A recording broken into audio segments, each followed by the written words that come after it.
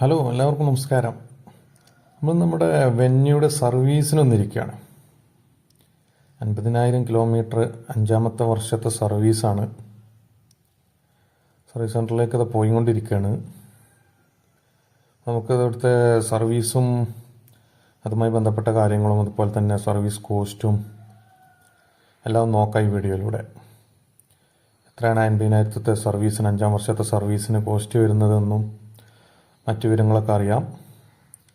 നമ്മൾ വണ്ടി കൊടുത്തതിന് ശേഷം നമ്മൾ അവിടെ തന്നെ വെയിറ്റ് ചെയ്തതാണ്. തിരിച്ചു പോരാൻ കുറച്ച് ബുദ്ധിമുട്ടുള്ളതുകൊണ്ട് അവിടെ തന്നെ വെയിറ്റ് ചെയ്യുന്നൊരു സാഹചര്യമാണ്. ഈ സർവീസ് സെൻറ്റർ സ്ഥിതി ചെയ്യുന്നത് നമ്മുടെ കാലിക്കറ്റ് ജില്ലയിലെ അരീക്കാട് എന്ന സ്ഥലത്താണ്. പോപ്പുലർ ഹോണ്ടയാണ് ഡീലർ. അപ്പോൾ നമ്മൾ വണ്ടിയൊക്കെ കൊടുത്തു.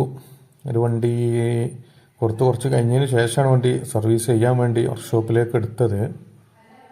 ഒരുപാട് വാഹനങ്ങൾ നമുക്കിവിടെ കാണാൻ സാധിക്കും. സർവീസിനായി വന്നതും അതുപോലെ തന്നെ സർവീസ് കഴിഞ്ഞ് ഡെലിവറിക്കായി വെച്ചിരിക്കുന്നതൊക്കെ ആയിട്ട് കാണാം.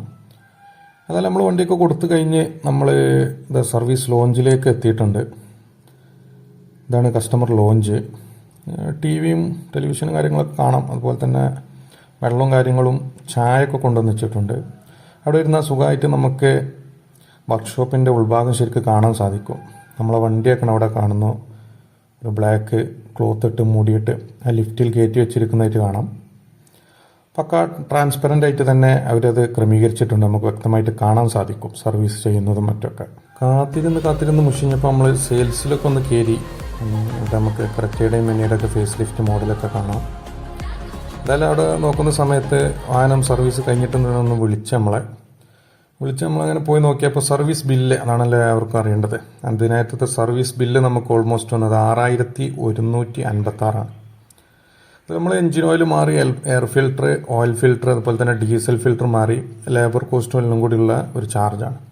ഒരു 1400 cc ഡീസൽ എഞ്ചിൻ വാഹനത്തെ സംബന്ധിച്ച് ഒരു മാന്യമായ സർവീസ് ചാർജേ വന്നിട്ടുള്ളൂ. ഡീസൽ ഫിൽറ്ററും കൂടി ഇൻക്ലൂഡ് ആയതുകൊണ്ടാണ് ഇത്ര കോസ്റ്റ് വന്നത്. പിന്നെ ഒരു മോശം അനുഭവം എന്ന് വെച്ചാൽ വണ്ടി കിട്ടാൻ കുറച്ച് വൈകി. അവർ പറഞ്ഞതിനേക്കാൾ 2-3 മണിക്കൂർ വൈകിട്ടാണ് നമ്മളവിടെ വെയിറ്റ് ചെയ്യുന്നതുകൊണ്ട് തന്നെ ആ ഒരു ബുദ്ധിമുട്ട് വന്നു. ബാക്കിയൊക്കെ അവർ നല്ല ഡീലിങ്ങും കാര്യങ്ങളൊക്കെ ആയിരുന്നു. ഏതായാലും ഈ ഒരു ചെറിയ വീഡിയോ ഇവിടെ അവസാനിപ്പിക്കുകയാണ്. നിങ്ങൾക്ക് എല്ലാവർക്കും ഉപകാരപ്പെട്ടെന്ന് വിചാരിക്കുന്നു. Thanks for watching.